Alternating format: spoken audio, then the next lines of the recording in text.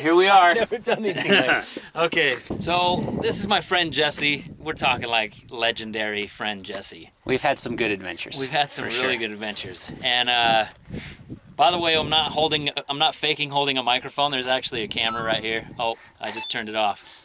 I got to turn it on again. Yeah, we got to explain that they're cameras and not.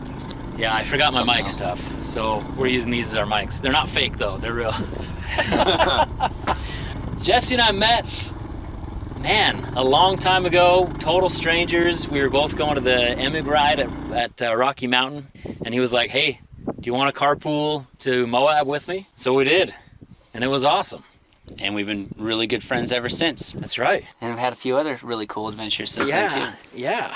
We're here up on top of his cabin, which is legendary. The Mystery Ranch. The Mystery Ranch. And there will be more details from Jesse. Currently under construction. Yeah, and it's already so cool, though. If you don't know this already, Jesse does the Flying Monkey Adventure Rally here in southern Utah every fall, and it's amazing. 8th annual, this is coming up here at the end of the month. It's so sweet. Jesse also runs the Royal Enfield Himalayan Owners USA group, which is super awesome. I'm having a ton of fun with the Himalayan, as you know, some of you guys know. I've always been a huge KLR 650 advocate, and the Himalayan kind of fell into that same category. I was excited to get one, and I've just been having a blast. Shockingly good. Yeah, it is. It is not perfect, but like so much better than I expected. It'll pretty much take me everywhere I want to go. And we take the bigger bikes to some hard to get places, and other than a few little ground clearance issues, this thing just tractors up every trail we've taken it to so far. And the suspension's good, and really it's an easy bike to ride. So yeah. Anyway, we're gonna tell you about this story, and we're gonna be overlaying footage. That's what's going on right now of this ride. We got into some trouble on the KLR and the Himalayan. First of all, I got the KLR 650 Franken tractor back, and I do this because it's been in my garage the whole time. Dallas, the guy that I gave it to, basically said, it's my bike to do what I want with, right? And I said, yes. And he said, okay, I want to keep it in your garage for when I come down and ride it, and I want you to ride it and enjoy it. And then I also want to ride your other bikes when I'm down there too. So he lives in Salt Lake. I figure, hey, that sounds good to me. But anyway, so I get to ride it, and on the fateful night, we were up here close to the Mystery Ranch, and what happened? Well, what started out as a quick 2-hour trip, I think we both told our wives, hey, we'll be gone about 2 hours. How far do you want me to go? However far you want, yeah. Because it's probably about 10 minutes out to the end. Okay, yeah, that's fine. Okay. Sounds great. He was shooting some footage of me riding the Himalayan, and we found this really cool trail. I'd been, I don't know, maybe a mile or two down this trail. It was awesome. I had heard from a friend that this wasn't just an out and back trail, which I always thought it was. You kind of get to a spot where it looks like you'd have to turn around. I'd always turn around. So I had heard that it was a loop. So I thought, what the heck? It can't be that far. It can't be that hard, because it's like for razors, guys on the razors. And the first part of the trail is just this, and you're seeing it right now. It's this perfect, smooth, not smooth, but like just really fun, not super technical, but just enough to push a KLR and a Himalayan, It was a blast. It was so fun, so fun. And then we basically got to this clearing where Jesse said, well, this is where I normally turn around. Should we keep going? And I said, if it's this good, let's keep going. Let's do it. And thinking about it, I mean, you can see the other side of this canyon. So it's like, you're just getting to the other side of the canyon. It wraps around. It can't be that far, is all I'm thinking. Like, I'm thinking in an hour, we're probably, on a highway cruising back home.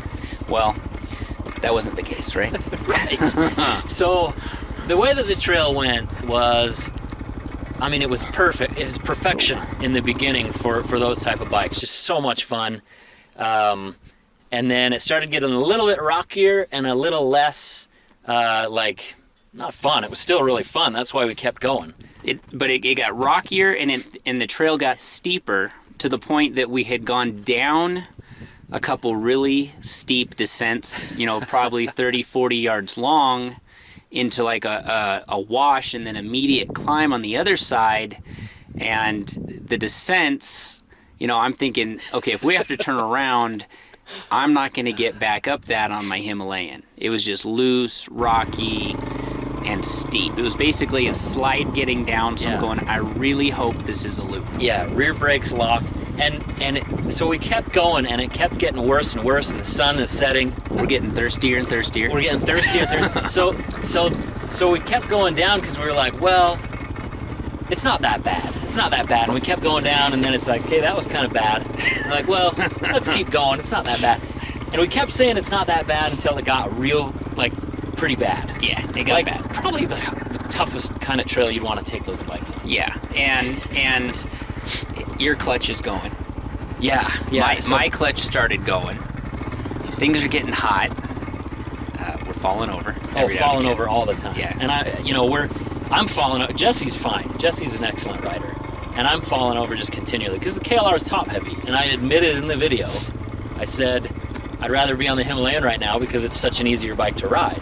Because you can get your feet down easy. And that's such a plus. I don't think people realize how good that actually is. All right, I figure it's time to vlog this because we've been through a gnarly situation, and you know, there's parts like this that are all like mellow and good, and then it just turns to really gnarly crap. But I'm out here on the tractor, a little story behind that, with my friend Jesse. We're filming parts for the review of the Royal Enfield Himalayan right now. And dude, so far, I can honestly say that this is gonna make a lot of people mad. But think about this, okay? The Himalayan is like low power with okay torque, low to the ground, mega easy to ride. I'd actually rather be on the Himalayan right now than the KLR. In so many situations, I'd take the KLR, but for this stuff, I'd actually rather be on the Himalayan. But anyway, we've been through some gnarly stuff. I'll have to clip back to some of it, but this is about the easiest the trail has been so far, so hopefully it kind of rounds out. But I just had a pretty good crash over there. Oh shoot. Oh, that's a big rubber side up. Can you torque up? Do you want me to push you up? Back down. It'd be easier if I just went down. Okay.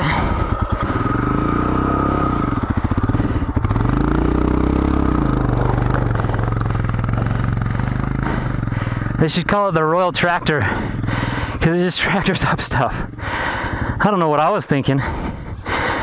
Yeah, I already bashed this handguard really good and had to hammer it out.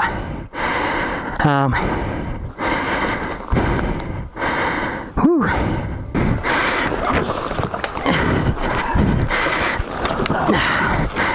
Okay, ready to pick it up? 1, 2, 3.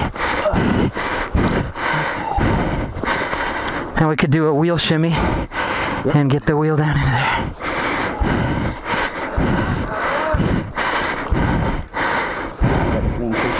Okay. There you go. Now, yeah, I can just ride it up. You want me to? Yeah, sure. How's the throttle feel? Is it stuck again? Nope. Good. Okay. I'm gonna let it back up a little bit. Okay.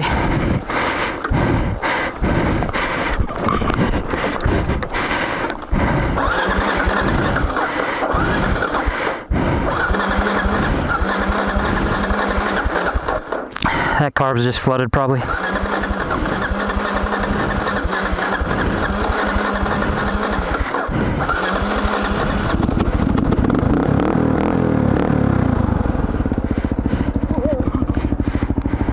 I gotcha.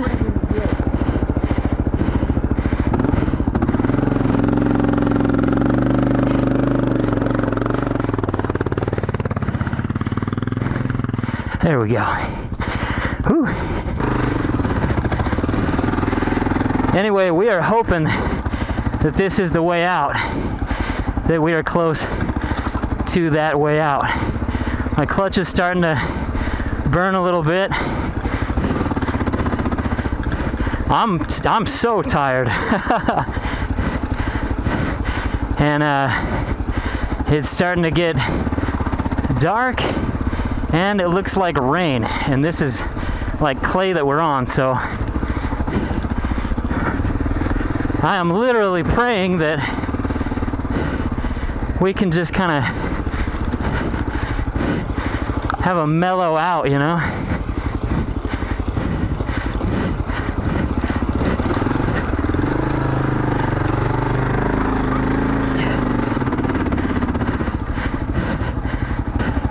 It's tricky because I'm having to start to pull the clutch all the way in instead of just kind of the two-finger thing. I think my throttle tube might have twisted a little bit because I have to roll the throttle back a little bit more to get any response out of it. Funny things happen when you wreck. So my clutch started to fry, and so I could pull my clutch in all the way and it wouldn't disengage. And so I'd just keep tractoring, which when you're at the top of a hill climb and you want to pull in that clutch and slow down before you go off the next one, because I mean, we're talking these just went like this in a lot of places, you know, I'd basically have to kill the bike to stop it, which sucks because then I'd fall over or have to restart it. And yeah. And mine was the complete opposite. Yep. And I can't explain it. I think what it is I put synthetic oil, and I shouldn't have done that. I could let my clutch, you know, basically all the way out at certain points, and it'd just be running there. That was the weirdest thing, because you'd let the clutch out and then you'd rev it and then you just start going. Yeah, it was, I don't know, maybe it comes with a recluse, I just don't realize it. But yeah, I'd have to like give it a ton of throttle and like drop the clutch, and every now and again it would engage and I could get going again. And once I was going, I didn't want to stop because I'd be going through the same process. Now here's the thing. After that, this trail would be it would be very, very difficult without clutch problems. And then, as we're cruising along, so Royal Enfield had a promo video where the footpeg fell off. And so that's like a notorious promo video. But you know what bike is worse with foot pegs? The KLR 650. The KLR 650. And if you've owned a KLR 650 and taken it off road or taken it off any jumps, you might have found out the hard way. I've lost a foot peg. I've lost 2 foot pegs, and these are not, it's not like faulty, you know, these are bolted in, they're good. And the nuts that they use are just made out of cheese. Mm-hmm. And so they just come off. So my foot peg came off on the brake side, which made things really difficult. And it sucks because at this point it was getting really dark and my camera was out of batteries, and so we don't have a lot of footage of that, but we'll just kind of keep rolling with the footage that we have and we'll tell you the story. But things were getting dark, we were running out of water, and I was getting real tired. My right leg was just done. And finally... and honestly, for the first time in my life, I felt like I was like dehydrated, to the point that, okay, I'm getting a little bit nervous.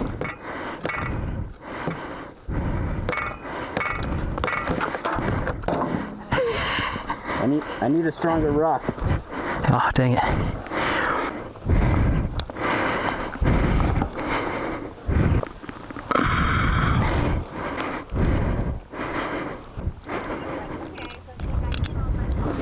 And every now and again we'd have a little bit of signal and we could see, okay, the cabin's only 3 or 4 kilometers this direction. You know, maybe we should just park the bikes here, because now we're in the dark. You know, now it's getting late. It is total dusk. I mean, darker than this by far. Yeah, and thinking, okay, maybe we just walk out of here tonight and start fresh in the morning, because, you know, you're missing a foot peg, neither one of our clutches are working properly, and we don't know where the end of the trail is. Update. Both of us have lost our clutch. It just keeps getting gnarlier and darker. And I've never put myself in that position, and I've never been that dehydrated, and it was like actually making me think, okay, this could get really bad. Yeah, and it was starting to get scary in a way where, like, I was like, okay, dehydration's probably not going to, like, kill us or anything like that. But it's affecting our judgment, it's affecting our thinking and our brain, and we're already super fatigued because these big, heavy bikes, we're dropping them just over and over. I am. I don't think you'd even dropped your bike up to that point. Not at that point. I did drop it a few times It got later. bad later. Yeah. Jesse, at this point, I mean, he's such a good rider. He goes, just a side note here, you know, Jesse's like, yeah, I'm just cruising, and I'm on my DRZ, and he's on the Himalayan, and we're cruising today, and I'm just filming behind him, and there were spots where I was like, dang, I'm having a hard time catching up to Jesse on a I'm telling you, I'm loving the Himalayan. He knows how to ride bikes, guys. He knows how to ride slow bikes fast. It's a fun bike. That's slow bike fast. Yeah. Anyway, so we got our cell phones out. We decided that we were going to hike out. And so it was just, we were like, well, let's just go as the crow flies toward your cabin, which was only, 3 kilometers away? It's probably a 3 kilometer hike. Not that far. It's probably like right over that ridge, realistically. Yeah, it is. That's the sad part. Basically right behind us. Yeah. However, go ahead. However, this is the worst part. Okay, we are hiking out. It's dark. My peg broke off. The clutches are done. And we got to get out of here, so.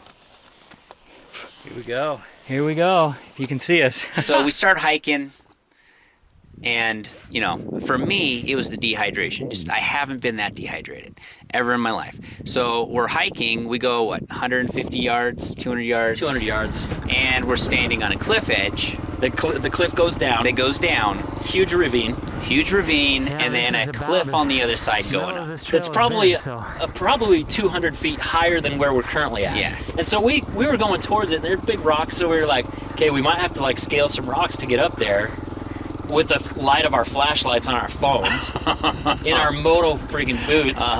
But we're like, we got to do this, and we're screwed. With my knee pads rubbing my kneecaps off. So we went for it, and then we got to that point, and we were just looking down at this. You know, it wasn't straight down, but it was. I mean, it would have taken everything we had. Yeah. Just to probably get down that thing. And with the light going, we were like, well, what do we do? So we were like, let's try to ride them out. We can't be that far. And we said that a few times. Oh my gosh. It can't be that far. And he was trying to keep positive, keep me having a positive attitude, because I was getting a little panicky. And so we kept riding, and just crash after crash. And the trail, this is the thing, the trail kept getting worse. And maybe it was just our heads. No, it got worse, because we got to a couple riverbed boulder crossings, and that would have been hard on any dirt bike. It would have been, and there's no moon. I mean, it's the darkest night. Plus you crashed. He actually started to crash at this point, and his headlight like kind of fell off the side, right. and so his headlight was all wonky. I broke the housing on the headlight, broke the lens off the blinker, but yeah, so my headlight's kind of moving all over the place. So it's not quite ideal for night riding, and this is when it got real sketchy, because we were, and again, it's not like we're gonna die, but it was like, should we call search and rescue, because this is getting really bad, but we didn't have a reception. And the idea that kept going through my head was, if we keep going and we don't just stop and wait for somebody to come get us, like in the morning or maybe the next day, we're gonna get seriously injured, or we're gonna get like off the trail and lost. It had rained pretty hard previously, like a day or two before. Yeah, and the trail was totally washed out in places. And so at night we're riding along, we can't see anything, and it's a new trail that gets almost no use, so it's kind of overgrown. We're not following tracks. We're just kind of looking for different areas along the trail where there's, maybe a tire mark or a tree branch cut. There's no tire marks though. I mean, it was. Yeah, that's true. There was no, and so it was basically we'd go off into some bushes thinking that was a trail, and then it's okay, time to turn around 2 400-pound motorcycles, which was awful. And it was such a tease because there was mud everywhere. It was sticky mud, but no water. And so it really started to get real. And and we were 30 minutes into this ride? No. No, 15. No, this is getting to be 11 o'clock. Yeah, probably. so we're, what, 5-6 hours into the ride? Or, I don't know, hours and hours more than we anticipated. Than we expected. I had brought 2 little water bottles thinking we'd Two little, be like done, the store-bought water bottles. Yeah, and those were gone, and I had worried. like a cup left in my water bottles, and we were kind of sharing that. And Jesse's weird about sharing water, Yeah, and so I don't like cooties. From the water or from sharing your water bottle? from the water bottle, or probably from both. That's probably why we. No. So we keep forging ahead, and it's just more and more brutal. The trail didn't get any easier, and I want to go re-ride this trail on some dirt bikes to find out just how hard it actually was. Because in my head, it was like we're gonna get so seriously injured. That was the big concern. Well, and you add the heat. It was hot. It was very hot. You know, it's over 100 degrees. We're dehydrated, and at that, you know, the last no foot peg. No foot peg. Our clutch hands are dead. They're just like. It's a technical trail, and we're exhausted at this point. With 400-pound motorcycles. Yeah.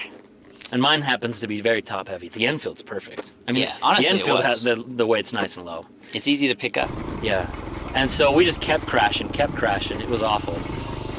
And of course, picking up 400-pound motorcycles is hard. And Jesse's so good because he would come back like every time in every sketchy spot and help me pick the bike up. Every freaking time. Well, So I own a KLR, love the KLR, and I know how much fun it is to pick up like 3rd, 4th, 5th time. So, we'd probably picked it up about 20 or 30 times at that point. We were so done. yeah. There's no other way to put it. We were just bashing through. And we kept getting off the trail, kept getting lost, having to turn our bikes around, dropping the bikes. We're in this mud, which is super frustrating. And so there was a couple of times where I'd get off and just kind of search around for water with my cell phone flashlight. Because where there's mud, there's water, but it was just such a tease. I mean, that was really disheartening. It was. Really. It was. Oh, man. To be at that point, and I keep bringing up dehydration, but your head starts playing games with you. Yeah. You know, your stress level goes up. You know, I did not want to call search and rescue. It's like I thought, okay, we're almost to the point where we might need to do that, but I just have these like flashbacks of, you know, I have a number of friends who have called search and rescue, and what they have to go through after that, what their friends do to them after that. I just didn't want to. I didn't want to go through that.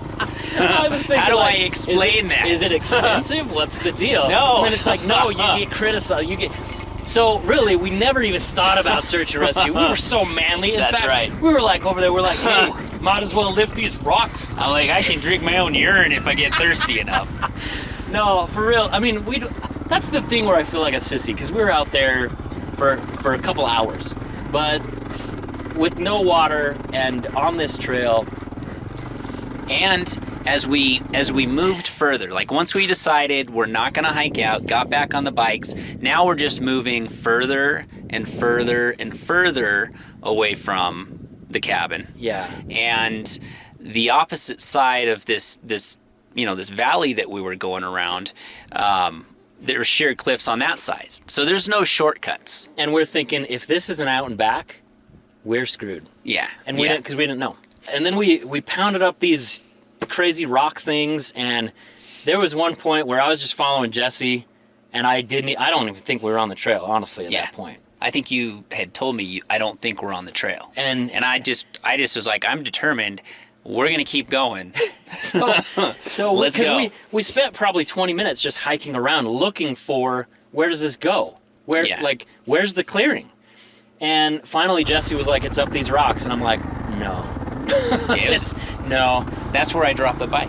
Oh yeah. Yeah. Yeah, we both got hosed. We're sitting there with our crappy clutches, and the tires are just spinning against these rocks. And we just pounded up them. I mean, it was nuts. And then at the top of these rocks, there wasn't really a trail. No. Jesse just kind of just was like going. It was clear. There wasn't anything, but there was no ruts or anything. He's kind of going into the woods, and I'm like, all right, well, if I'm gonna get lost out here, I better stick by him. And then straight up, there's this ravine that goes down, and like his light's all wonky, so it's like wiggling. And he's just going, and I thought he was like just losing it because he just goes down this ravine, like down this steep ravine, and I'm like, all right. So Was that all the shale? Was that like the really steep downhill, or that was after that? That was after. Okay. But anyway, yeah. So we go down this ravine, and I'm like, he's out of his mind, but I can't. And we didn't hook up comms for I don't know why, but Yeah. that's a lesson learned. Yeah, it would have been easier if we would've were been- able to really communicate Yeah, well. that would have been good. Jeez. Anyway, so we just kept plowing through, and then finally, Jesse's at. Oh, and by the way, like every time we're stopping and I'm crashing and falling off the bike or whatever, at this point I'm like praying, like out loud on my knees, like please let us get out of here. Like, oh my gosh, this is crazy. So anyway, finally we go down another steep hill, and at the bottom of the hill there's a trail marker, and we're like, what? Yeah, a reflective trail, black diamond trail marker Black diamond. for side by sides. Yeah, so and it's a so- side by side trail. And so we're like, that's good news. And then Jesse kept going, and I was going down, and my reflection, there was a reflection of my headlight that was kind of wavy. And so I stop, and I'm just laying on the horn, and Jesse kind of turns around, and because there was some water, like water. I don't know if you can call that water. It was close. It was almost water. But it was like rippling. I mean, it was not thick mud, so we had to deal with it. Yeah. So I literally fell off my bike. I was so out of juice, and then basically stumbled over to this mud hole that actually had liquid mud. Yes.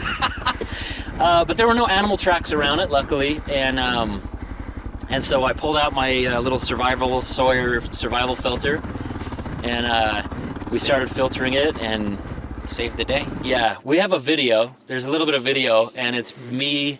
You could tell we're just done. Yeah. And there was no audio on it because it was in the case, and I think I was being really quiet. I was trying to be loud, but we were just We were done. basically trying to squeeze some water out of mud. Yeah. I mean, it was so we'd fill. dirty, silty, super silty water. So it clogged the filter after about 2 cups, Yeah. and so we spent probably another 2 hours there. Yeah. We spent 2 hours just drip, drip, drip, pushing this little bag. I mean, literally. I mean, drips at a time. Yeah. And To the point that it's like, okay, let's just continue on. We ended up taking empty water bottles, filling it with muddy water, and thought, okay, if we get into trouble, then we could sit down and filter this stuff. yeah, but that was after a long time of filtering. Yeah. And I mean, it really was like, okay, we're not really getting anywhere. But we got to drink enough water where we started to feel ourselves again. We were still very fatigued. And it wasn't crystal clear mountain spring water that we were drinking. Yeah, even the filtered water was had this A questionable tint to it. dude. And at one point, like the filter was breaking. Like one of the seals came out. Uh-huh. And so Jesse's squeezing it, and we looked down in the bottle, and we'd both been drinking out of this bottle, and we looked down in it, and it's just as muddy as what we're drawn from, and we're like, well, With a bug. yeah, there's a bug in there. We're like, well, and Jesse's like, I wouldn't drink that. And I'm just like, whatever, dude. I'm not drinking Oh, it. it's so bad. I'll have to show you guys. I took pictures of those too. It was bad. And so finally we did get some energy, and we just sat there, and we had a good talk. I mean, when you're in a survival situation, you tend to talk about stuff. So that was good. Get a little emotional. I don't know if we got emotional. Maybe I did. I was getting kind of soft. I was getting soft. Yeah. But anyway, Little- and then we were like, let's go pick up those rocks. I was like, let's practice picking up our motorcycles. No.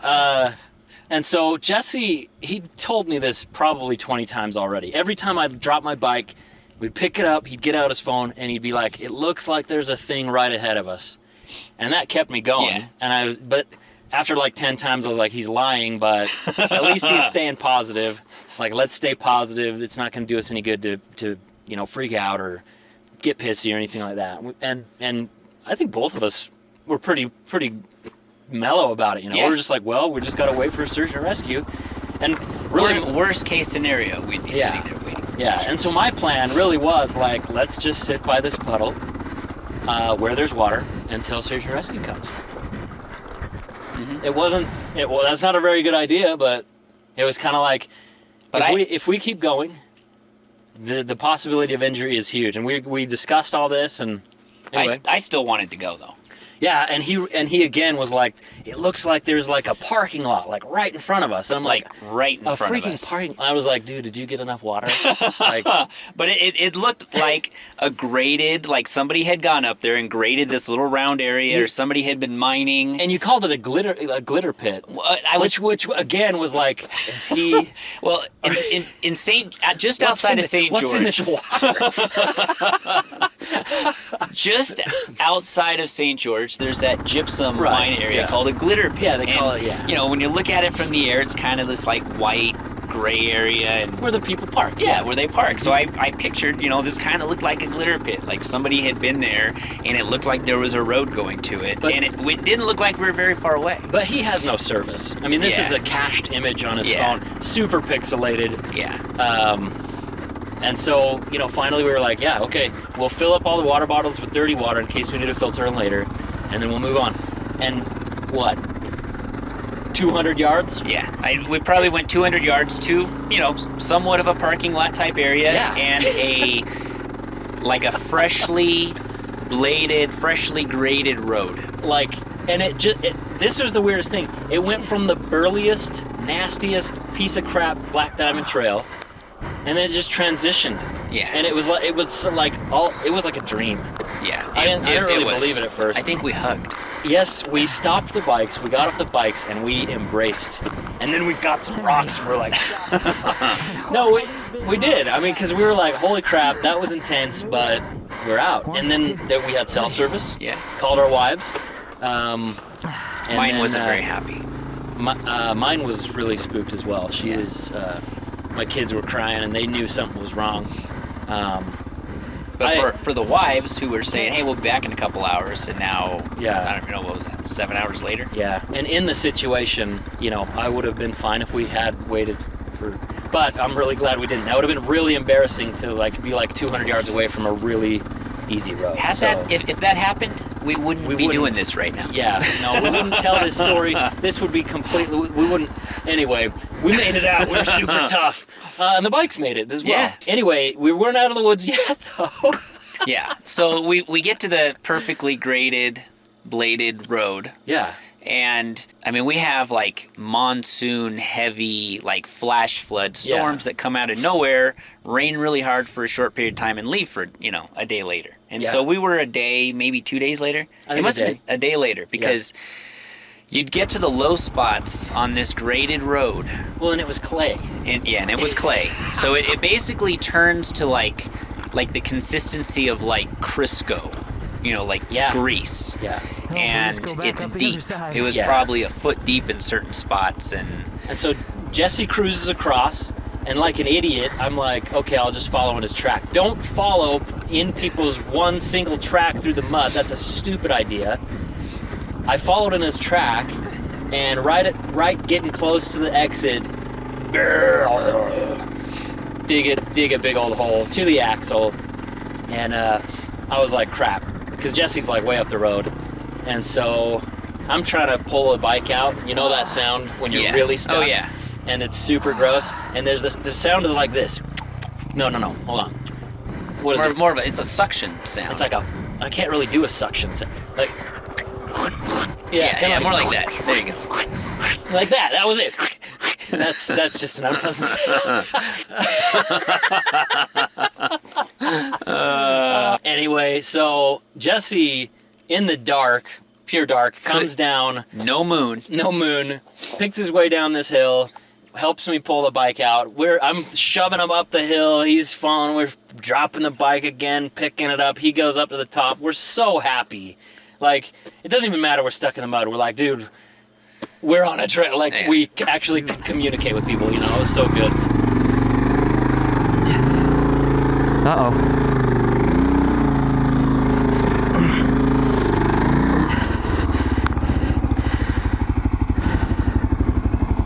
Uh-oh.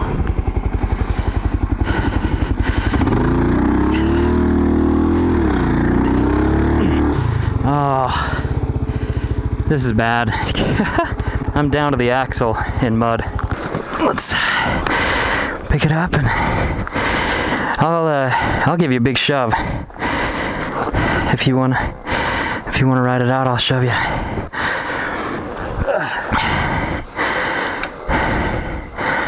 Thanks for coming back for me, bro. Okay. Ready?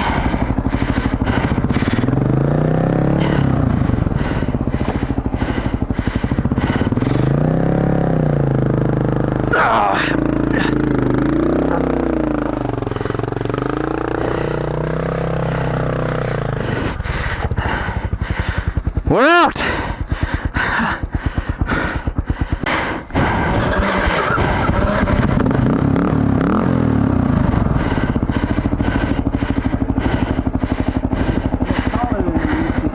Alright, I'm holding you. Okay.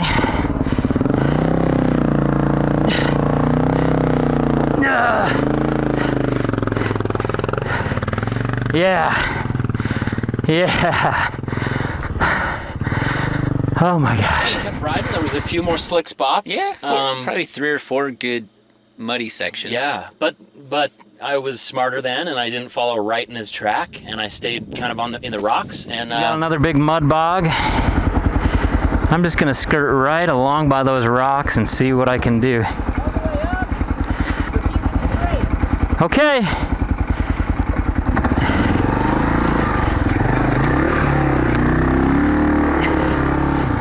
Woo-hoo-hoo-hoo! Oh my gosh.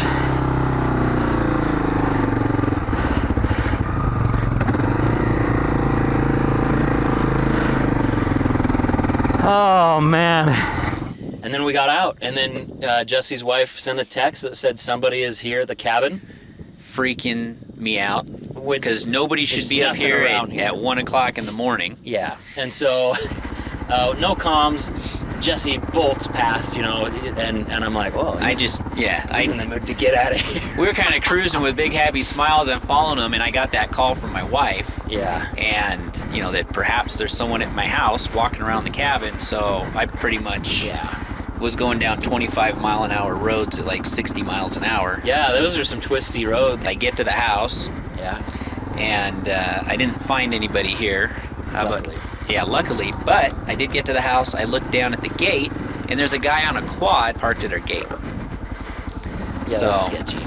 Yeah, I just shined some lights on him and made some noise. And shot at him a few times. I fired a shot, not at him, in the opposite direction, and he actually turned around and left. So yeah, that'll do it. That's what no trespassing signs are for, right? Yeah, that and gunshots. Yeah, you hear that and so, I better not go in there. You might have to edit that part out. I don't know. Am I allowed to do that? We're in Utah. We are in Utah. You're in Utah. I'm in the middle of nowhere. I have no neighbors. Yeah. You don't want to mess with people's cabins in Utah. Yeah. Everybody's armed. So we made it out, and dang, that was it. I mean, craziest thing, but bikes made it.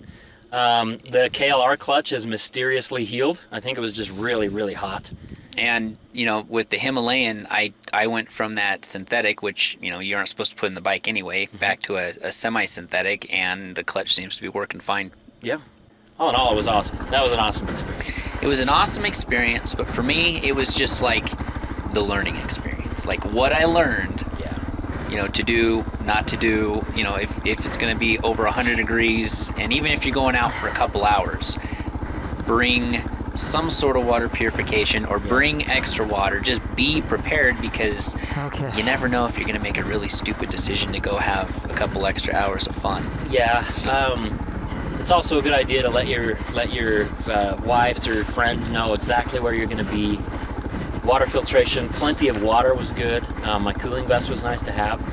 Have a spot or a PLB or a DeLorme InReach or a Garmin InReach or something. Well, and what was odd is, it's like I have all that, but I didn't bring any of it with me. Well, and I was totally loaded with all my camera gear because we thought, hey, this is just going to be a short ride. Don't start an adventure if you're not prepared. Yeah. Neither one of us knew where this trail went. Mm-hmm. We didn't really know if it was a loop. It's like, okay, I wasn't prepared for this. Yeah. I felt a little bit guilty for, No, dude. even bringing it up and us going that direction. You kept saying, dude, this is my fault. And I'm like, I'm the one that said, yes, let's go. Like, this is awesome. There was no fault. We just decided to go ride a fun trail. And I think the big takeaway for me is once that trail starts to get a little bit gnarly, if it's close to getting dusk, or if you're in the desert and it's starting to get hot in the morning, or if it's just hot at night, you're loaded down with stuff or whatever, if you're not intending to get in to a really gnarly situation, turn around at that first hill. The first moment you start to feel uncomfortable, you got to turn around, even if it's a pretty gnarly hill climb, because if you don't know the direction you're going, I mean, it could get really bad. Like, I don't want to be like super dramatic, but I really think like there could have been potential for life-threatening injury because we were so dehydrated. We wouldn't have died from dehydration. No. But we could have died from a serious accident going down one of those hills, or And nobody knew where we were. Yeah. The phones didn't work. No spot. I mean, we would have been there and nobody would have known. We just would have had our 2 wives freaking out. Yeah. Yeah, we learned a lot, had a lot of fun, and had a kind of a scary moment, but we ended up being good. Yeah. Dude, Jesse never lost his cool, and You didn't lose your cool either. I mean, we kept our cool. Yeah. Or at least kept a lot of the nervousness to ourselves. I think the reason why we kept our cool was because we were so freaking tired. If we would have had energy, we would have been throwing rocks, and Yeah, that's true. That's it for us. That was a lot of fun. It was. And hopefully you guys learned a little something, and we definitely learned a lot. And make sure to follow Jesse on Instagram, Geomoto. and follow him on YouTube. Follow the Flying Monkey Adventure Riders page on Facebook. That really is one of the best groups on Facebook. I really think it is. It is really, we have really such good. a good time together. Yeah, all cool guys. Super helpful group. If you're in Southern California, we ride. Lots of rides. Yeah, we ride all every Wednesday night. Every Wednesday, rain or shine, year round. Well, and you do a lot of like shop days too. Yeah. We'll have shop days and tech days. Tech days, yeah. Mm-hmm. So that's, if you're in Southern California, and even if you're not, it's a good group to be in because there's just so much good info. Good riders, everybody's chill. And then also follow Royal Enfield Himalayan Owners group. Royal Enfield Himalayan USA on Instagram. On Instagram and on Facebook. And on Facebook. Both good groups. Anyway, guys, yeah, that's it for us. We better get off this roof before it gets dark. We could be in another search and rescue. I got my spot this time. Yeah, we're on my roof. Oh, man. All right, much love, guys. eveRide and Geomoto out.